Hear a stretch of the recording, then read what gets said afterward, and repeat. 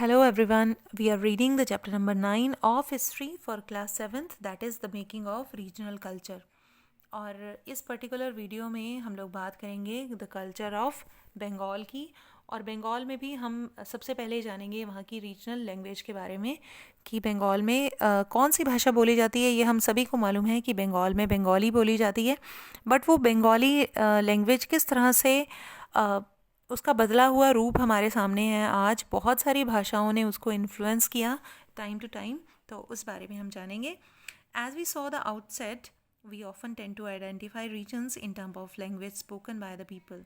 तो हम बहुत सारे रीजन्स को इसलिए जानते हैं क्योंकि वहाँ पर वो पर्टिकुलर लैंग्वेज बोली जाती है।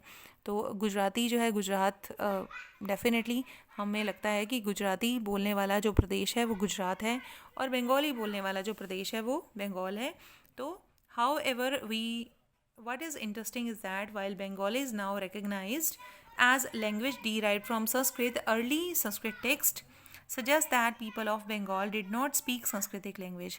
अब ऐसा माना जाता है, कुछ लोग ऐसा मानते हैं कि जो बंगाली लैंग्वेज है वो संस्कृत से डिराइव हुई है, लेकिन कुछ लोगों का मानना है संस्कृत ने सिर्फ इन्फ्लुएंस किया है बंगाली को, बल्कि वो बंगाली से निकली नहीं है। तो इस पे थोड़ा सा कॉन्ट्राडिक्टरी स्टेटमेंट्स हैं कि कुछ लोग मानते हैं संस्कृत ने ओरिजिनेट किया है बंगाली का, और कुछ लोगों का मानना है कि उससे इन्फ्लुएंस हुई है Bengali. From the 4th-3rd century BCE commercial ties began to develop between Bengal and Magadha. तो बंगाल और मगध के बीच जो है कुछ कमर्शियल टाइज, कुछ ट्रेडर्स जो हैं आते जाते रहे हैं, और इसीलिए कहा जाता है कि संस्कृत लैंग्वेज का इन्फ्लुएंस जो है वो बंगाल में देखने को मिला है, क्योंकि मगध में उस टाइम संस्कृत बोली जाती थी, which may have led to the growing influence of Sanskrit. तो इसीलिए बंगाली लैंग्वेज पर इन्फ्लुएंस पड़ा संस्कृत का ड्यूरिंग द 4th century। अगर हम उससे थोड़ा सा आगे आ जाते हैं और 4th century की बात करें, the Gupta ruler establish political control over north. तो गुप्ता रूलर जो है वो अपना उन्होंने एस्टेब्लिश कर लिया था बंगाल में अपना कंट्रोल, तो begin to settle Brahmanas in this area. तो गुप्ता रूलर ने अपना कंट्रोल जब एस्टेब्लिश किया बंगाल के ऊपर, तो बंगाल के कुछ पार्ट में उन्होंने ब्राह्मण्स को सेटल कर दिया, यानी ब्राह्मण जो कास्ट है वो आ गई बंगाल में। तो और वो क्या बोलते थे, वो संस्कृत बोलते थे उस टाइम पे। दस the linguistic and cultural influence from the mid Ganga valley become stronger. तो इसलिए हम कह सकते हैं कि जो लिंग्विस्टिक इन्फ्लुएंस है, अब क्योंकि ब्राह्मण जो है वो सेटल हो गए थे इनके वेस्टर्न पार्ट में, तो हम कह सकते हैं कि उनका जो कल्चरल इन्फ्लुएंस था और उनका जो लिंग्विस्टिक इन्फ्लुएंस था, यानी वो जो लैंग्वेज बोला करते थे, उनका इन्फ्लुएंस भी आया बंगाल में। In the 7th century, the Chinese traveler Zhuangzang observed that language related to Sanskrit were in use all over Bengal. तो अगर हम थोड़ा सा और आगे बढ़ते हैं, 4th century से 7th century की तरफ आते हैं, तो 7th century में एक चाइनीज़ ट्रेवलर थे जिनका नाम था ज़ुएंगज़ैन, जो भारत घूमने आए थे, और उन्होंने भी अपनी जितनी भी राइटिंग्स लिखी, उन्होंने भी ये जिक्र किया है कि भारत में उस समय जो है संस्कृत लैंग्वेज बोली जाती थी बंगाल में। From the 8th century Bengal become the centre of a religion kingdom under the Palas. तो अगर हम पाला डायनेस्टी की बात करें, तो पालास के अंडर जब बंगाल था, तो between the 14th and 16th century Bengal was ruled by sultan. तो पालास के अंडर जब थे तब भी जो है ये रीजनल किंगडम था, हम कह सकते हैं। बंगाल बिल्कुल सेंटर था रीजनल किंगडम के, और पालास का इन्फ्लुएंस हुआ है बंगाल में, और वहाँ पर वो भी संस्कृत लैंग्वेज बोलते थे। उसके बाद अगर हम बात करें, थोड़ा सा और आगे आ जाएं, 4th century की बात की, फिर हमने 8th century की बात की, और अब हम आए हैं 14 और 16th century की बात कर रहे हैं। And Bengal was ruled by the sultan who were independent of rulers in Delhi. तो बंगाल जो थे वो 14 और 16 century में बंगाल को रूल किया था सुल्तान्स ने, और who were independent of rulers in Delhi, और उन्होंने अपना इंडिपेंडेंट रूल जो है यहाँ पर एस्टेब्लिश कर लिया था और फाइनली 1586 की अगर बात करें तो अकबर ने कंट्रोल कर लिया था, कॉन्कर कर लिया था बंगाल को पूरी तरह। तो हम कह सकते हैं कि जितने भी मोहम्मदन रूलर्स थे उन्होंने पर्शियन का इन्फ्लुएंस कहीं ना कहीं बंगाल की लैंग्वेज में इसलिए देखने को मिलता है क्योंकि तब जो है रूलर की जो लैंग्वेज थी 14 से लेकर 16 सेंचुरी तक वो पर्शियन थी।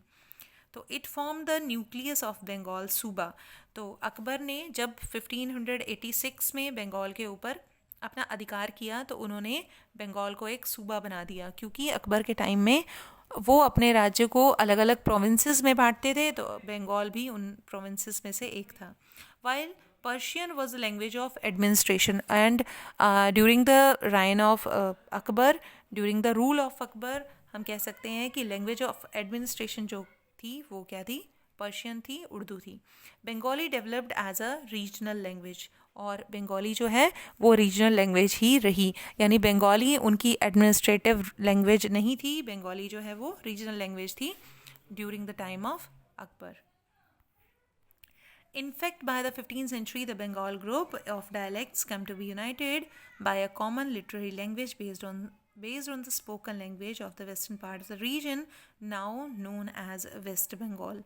तो हम कह सकते हैं जो हमारा वेस्ट बंगाल है उसमें बहुत सारे ग्रुप्स के कारण जो है ये बोली बनी है, क्योंकि कभी हमने देखा जैसे कि कभी जो है वो रूलर की लैंग्वेज पर्शियन है, कभी संस्कृत है, कभी पालाज ने रूल किया बंगाल पे। तो हम कह सकते हैं डिफरेंट रूलर्स के कारण जो है वो डायलेक्ट, वो बोली बनी है। Thus, although Bengali is derived from Sanskrit, it passed through several stages of evolution. तो हम कह सकते हैं कि बहुत सारी स्टेजेस से होकर गुजरी है Bengali language. Also wide range of non संस्कृतिक वर्ड, और संस्कृत के अलावा कुछ नॉन संस्कृतिक वर्ड भी इस लैंग्वेज में शामिल है। Derive from a variety of sources including tribal language, Persian and European language have become a part of modern Bengali. तो आज की अगर हम बंगाली भाषा की बात करें तो उसमें बहुत सारी लैंग्वेजेस के इन्फ्लुएंस हमें देखने को मिलेंगे, और ट्राइबल लैंग्वेज के वर्ड्स भी हैं उसमें, पर्शियन लैंग्वेज के वर्ड हैं, यूरोपियन लैंग्वेज के वर्ड हैं।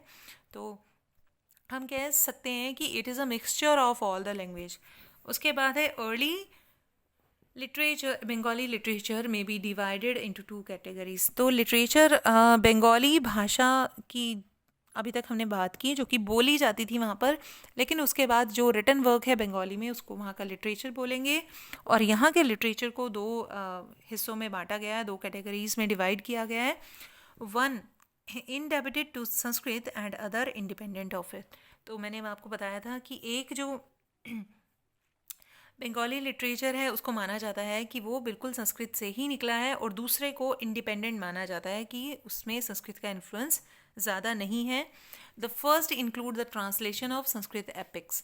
तो फर्स्ट जो पार्ट है उसमें संस्कृत के जो एपिक्स थे, संस्कृत के जो ग्रंथ थे, उन्हीं को ट्रांसलेट किया गया है बंगाली लैंग्वेज में। और इसका एक एग्जाम्पल भी यहाँ पर दिया गया है, द मंगल काव्यास। और मंगल काव्यास में किस चीज़ को ट्रांसलेट किया गया है? Literary auspicious poems dealing with local deities.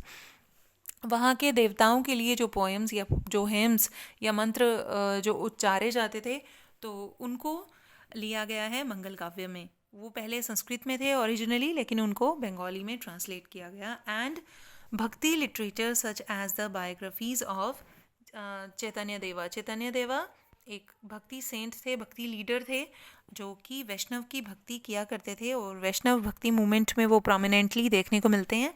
और चैतन्य देवा की बायोग्राफी जो है वो भी लिटरेरी वर्क में आती है बंगाली के।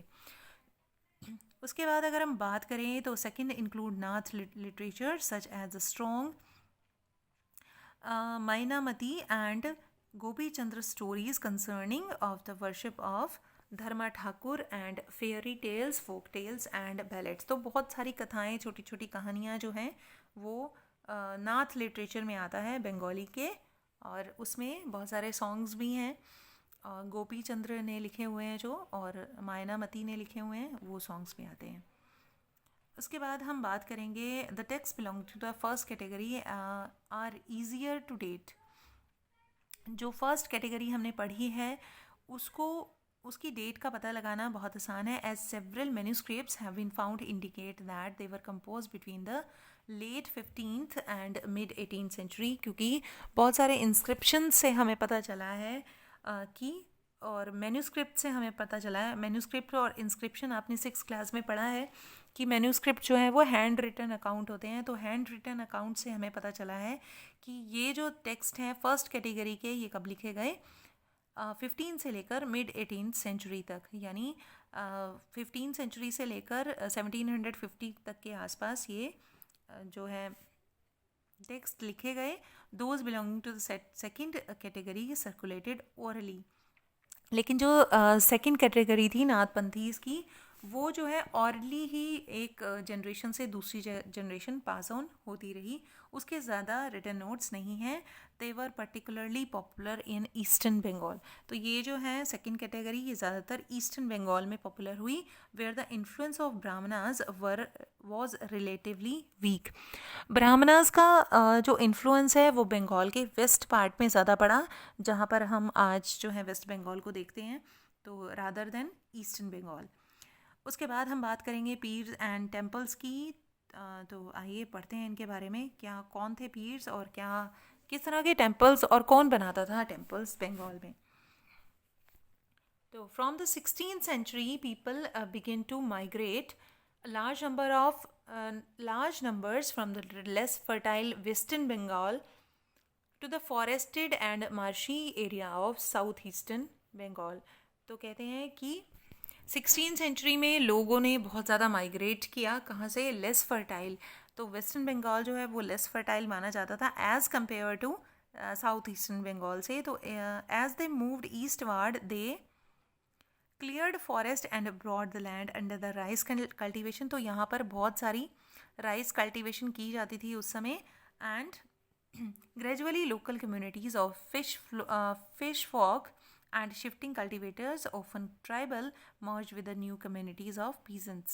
तो जो ट्राइबल कम्युनिटीज़ थी वो इन दिनों किससे मर्ज हो गई थी, जो कम्युनिटी थी पीजेंट्स की यानी किसानों के साथ, वो भी खेती ही करने लगे थे। और the कंसाइड with the establishment of the Mughal control over Bengal and their capital on the heart of the eastern delta at Dhaka, official and functionaries received land and often set up mosques that served centers of religious transformation in this area। तो यहाँ पर जो है काफ़ी सारी हमें religious transformation देखने को मिली, क्योंकि यहाँ पर ऑफिशियल्स को, जो भी शासन के जो लोग थे, और उनको क्या मिला, लैंड ग्रांट्स मिली, और उन्होंने सेटअप की कुछ मस्जिदें, और उन्होंने कुछ रिलीजियस ट्रांसफॉर्मेशन की इस एरिया में। तो अब आगे हम बात करेंगे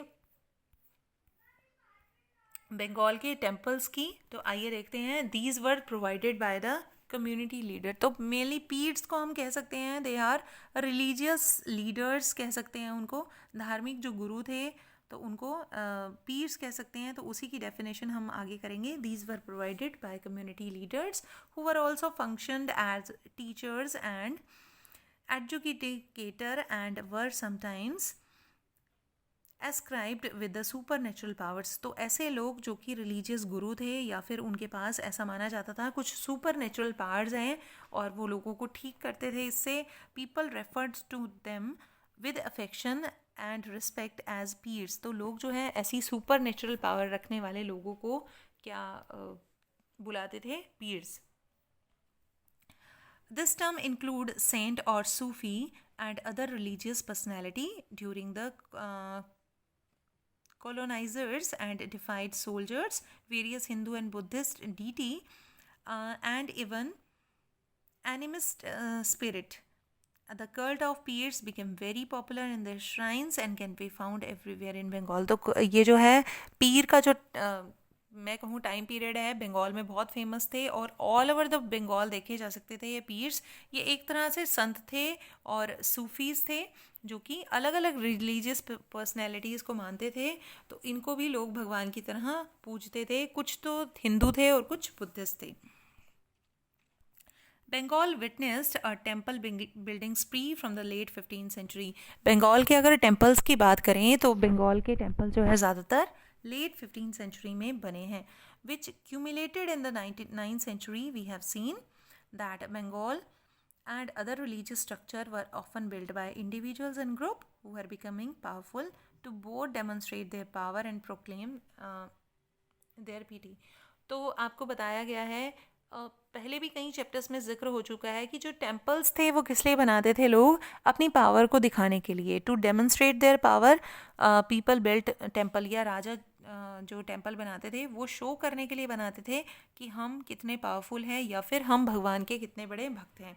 तो यहाँ पर भी जो टेम्पल्स बनाए गए वो इनिशियली पावरफुल लोगों ने बनाए, तो लेकिन उन टेम्पल्स में यूज़ किया जाता था ब्रिक्स का और टेराकोटा के टेम्पल्स होते थे मेनली। यानी जो टेम्पल्स बनाए जाते थे वो ज़्यादातर ईंटों के या फिर मिट्टी का इस्तेमाल किया जाता था उनमें। और लेकिन बंगाल के टेम्पल्स की एक ख़ास बात थी कि ये जो टेम्पल बना रहे थे वो बना रहे थे सो कॉल्ड लो सोशल ग्रुप्स, यानी नीची जाति के लोग थे वो यहाँ पर टेम्पल्स बना रहे थे। अब क्यों बना रहे थे उसका भी एक रीज़न है, सच एज द कोलू।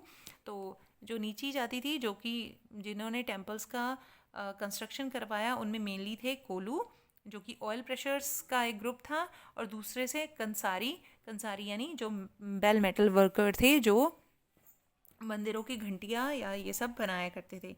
तो इन ग्रुप्स ने वहाँ पर टेम्पल्स बनवाए। और क्यों बनवाए? क्योंकि the coming of European trading companies created a new economic opportunities. क्योंकि क्या हुआ, जब नई कंपनीज यहाँ पर आई, न्यू ईस्ट इंडिया कंपनी कह लो या यूरोपियन कंपनियाँ जब इस्टेब्लिश होना शुरू हुई बंगाल में, तो हुआ क्या कि बहुत सारे यहाँ के सोशल ग्रुप्स जो हैं उससे इन्फ्लुएंस्ड हुए, और सोशल ग्रुप को बहुत सारा काम मिलने लगा इन कंपनीज़ के आने से। तो जब उन्हें जॉब्स मिलने लगी तो उनका सोशल और इकोनॉमिक जो पोजीशन थी वो इम्प्रूव हुई। तो ये जो है, पहले इस पिक्चर को हम अच्छे से देख लेते हैं कि it is a picture of Bengal temples. तो आप देख सकते हैं कि ये हट की शेप में है, और इसकी शेप जो है हट के जैसी ही है। ये these are the temple of Bengal. तो ये जो है बिल्कुल कच्चे मटेरियल से बनी हुई है, थैचेड हट की टाइप के टेम्पल थे। और जब इन्हें पक्के टेम्पल बनाया गया तब भी ये जो है हट के शेप के ही बनाए गए। तो मेनली जो टेम्पल्स होते थे वो एक चौरस प्लेटफॉर्म पे बनाए जाते थे, और जो टेम्पल है वो एक हट की शेप के ही बनाए जाते हैं। जैसा इस शेप में आप देख रहे हैं, तो सेम आपको दूसरी पिक्चर में भी वही शेप देखने को मिल रही है।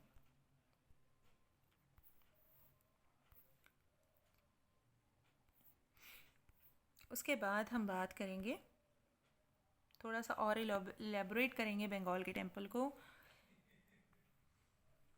They proclaimed that their status through construction of temple when local deities once worshipped in the thatched hut in village gained the recognition of Brahmanas. तो हुआ क्या, बंगाल में मैंने आपको बताया कि लो कास्ट के लोगों ने टेम्पल्स बनाए। तो लो कास्ट के लोग पहले जिस भगवान की पूजा जो है एक थैचेड हट में किया करते थे, और उन्हीं भगवान को पूजा जाने लगा टेम्पल्स में, क्योंकि उन्होंने टेम्पल्स बनवाए थे तो वो टेम्पल्स में अपने ही भगवानों की मूर्तियाँ रखेंगे। तो इसीलिए हम कह सकते हैं कि जिन भगवानों को पहले थैचेड हट में पूजा जाता था, उनको अब टेम्पल्स में ब्राह्मण्स की रिकग्निशन मिल गई।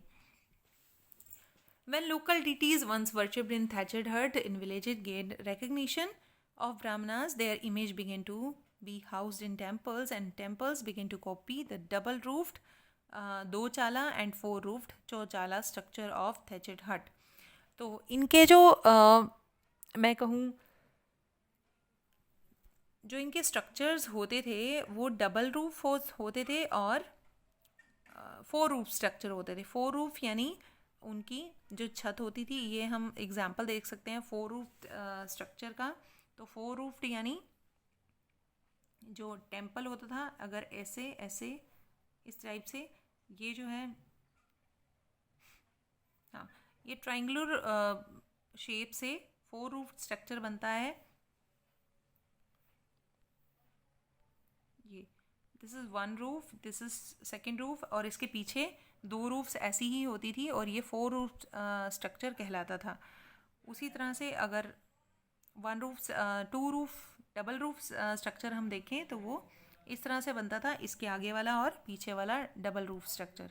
तो हम कह सकते हैं कि बंगाल के जो टेम्पल्स हैं उनको थैचेड हट स्टाइल से बनाया गया था, लेकिन अब जो है वो टेम्पल ब्रिक्स से बनने लगे थे और टेराकोटा से बनने लगे थे। This led to the evolution of the typical Bengali style in temple architecture. तो हम कह सकते हैं कि टेम्पल आर्किटेक्चर जो था बंगाल का वो डबल रूफ स्ट्रक्चर था, जिसको हम 2 चाला बोलते हैं बंगाली में, एंड 4 रूफ था जो जिसको हम चौचाला बोलते हैं। और ये किसकी तरह दिखता था? थैचेड हट्स की तरह। In the comparatively more complex 4 roof structure, 4 triangle roofs placed on 4 walls moved up to converge of the curved line into a point। मैंने आपको बताया कि 4 रूफ स्ट्रक्चर कैसा होता है। तो इसमें 4 ट्राइंगल्स रूफ को प्लेस किया जाता था। मैंने आपको ड्रॉ करके भी बताया है कि 4 ट्राइंगल्स को कैसे प्लेस करेंगे। तो अगर टेम्पल ऐसा है, इस तरह की रूफ है उसकी, तो आप देख सकते हैं कि यहाँ पर मैंने 2 ट्राइंगल्स बनाई हैं, ये 1 triangle and that is 2 triangle, और इसके ठीक पीछे 3rd और 4th ट्राइंगल आएंगी। तो इस तरह से, और जो नीचे का प्लेटफॉर्म होता था वो स्क्वायर प्लेटफॉर्म यूज़ करते थे ये, इस तरह से ये स्क्वायर प्लेटफॉर्म। और इसी को ही अगर हम बड़ा करें स्क्वायर प्लेटफॉर्म के, तो इसी पे ही चारों जो मैं कहूँ छत थी इनकी वो रखी जाती थी और उसको ऐसे बनाया जाता था। तो हम कह सकते हैं कि जो टेम्पल्स थे वो बहुत ही उन्होंने अपना ट्रेडिशनल स्टाइल छोड़ा नहीं था टेम्पल बनाने के समय भी। और क्या था, स्पेशली इनका जो इंटीरियर होता था वो प्लेन होता था, यानी अंदर की साइड टेम्पल्स प्लेन्स होते थे, बट इनकी जो वॉल्स थी वो डेकोरेट की जाती थी with paintings and ornamental tiles, यानी बहुत ही खूबसूरत टाइलों से और पेंटिंग से मंदिरों की बाहरी दीवारों को सजाया जाता था। और वहाँ पर टेराकोटा टैबलेट्स लगाई जाती थी, यानी मिट्टी के सांचे या मिट्टी के डिज़ाइंस बनाए जाते थे। And in some temples particularly Vishnupur, and ये कुछ टेम्पल्स के एग्जाम्पल दिए हुए हैं जो विष्णुपुर में हैं। इन द बांकुरा डिस्ट्रिक्ट में है ये विष्णुपुर टेम्पल, और वेस्ट बंगाल में आप जाएं तो आप देख सकते हैं इसको। Such decoration reached in a high degree of excellence, और बहुत ही खूबसूरत एग्जाम्पल है ये जो विष्णुपुर टेम्पल है बंगाल का, और जिसमें आपको इस तरह के डिज़ाइंस देखने को मिलेंगे कि बाहरी दीवारों पर पेंटिंग्स और अंदर जो है आपको प्लेन इसका इंटीरियर मिलेगा, और आपको 4 रूफ स्ट्रक्चर भी मिल जाएगा इसमें। उसके बाद बात करेंगे लास्ट टॉपिक की, जो है फ़िश एज़ फूड। अब बंगाल एक ऐसा रीजन है जिसमें बहुत सारी रिवर्स जो है बहती हैं। हम बात करें गंगा, ब्रह्मपुत्र, अलकनंदा, तो बहुत सारी रिवर्स हैं, हुगली, बहुत सारी रिवर्स हैं जो बंगाल में बहती हैं और बंगाल से ही बे ऑफ बंगाल में गिरती थी।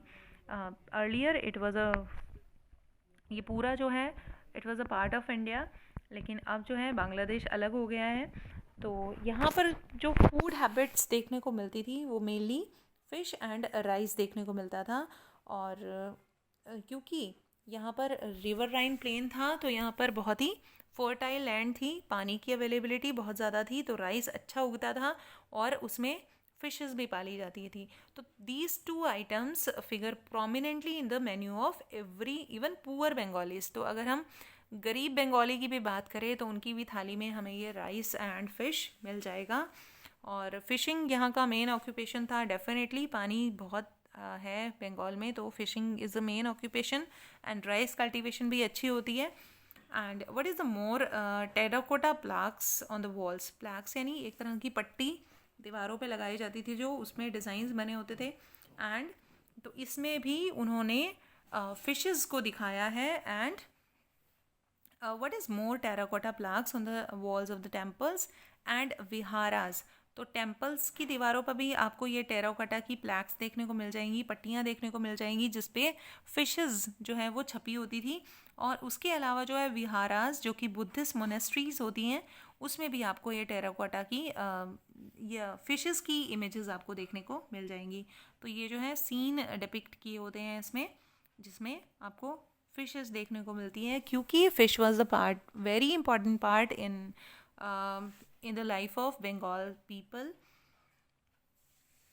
तो Brahmanas were not allowed to eat non vegetarian food, but हाँ, मैंने आपको बताया था कि बहुत सारे ब्राह्मण जो है सेटल हो गए थे in the western part of the Bengal, लेकिन ब्राह्मण जो है वो नॉन वेजिटेरियन थे।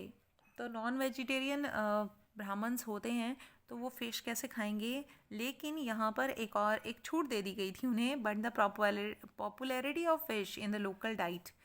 मैंने कहा कि हम जिस जगह जाते हैं वहाँ का कल्चर हम अडॉप्ट कर लेते हैं, तो ये it is the biggest example कि ब्राह्मण्स ने, वहाँ के लोकल जो ब्राह्मण्स थे उनको एक रिलैक्स मिल गया था, the authority relax this prohibition, कि वो नॉन वेज जो है वो खा सकते थे यानी। और उन्होंने एक अबृहद्धा धर्मा पुराण, एक पुराण है जो हमारे ग्रंथ है पुराणों में, एक बृहद्धा धर्मा नाम का पुराण है, और जो 13th century Sanskrit text from Bengal permitted. तो ये जो है 13वीं शताब्दी में एक संस्कृत का टेक्स्ट ऐड हुआ उसमें, और उसमें लोकल ब्राह्मणों को परमिट किया गया कि वो वैरायटी ऑफ फिशेस जो है, सर्टेन वैरायटी ऑफ फिशेस जो है वो खा सकते हैं। तो हम देख सकते हैं कि बंगाल के फूड के बारे में बात कर ली हमने, लैंग्वेज के बारे में बात कर ली, टेम्पल्स के बारे में बात कर ली हैं। तो हम देख सकते हैं कि किस तरह से अलग अलग जो रूलर्स रहे हैं टाइम टू टाइम, उन्होंने इन्फ्लुएंस किया जो बंगाल है उसके कल्चर को, उसके रीजन को और भी रिच बनाने में। तो ये था हमारा chapter number 9 of history. Hopefully आपने ध्यान से सुना होगा और पढ़ा होगा। Thank you very much for listening me.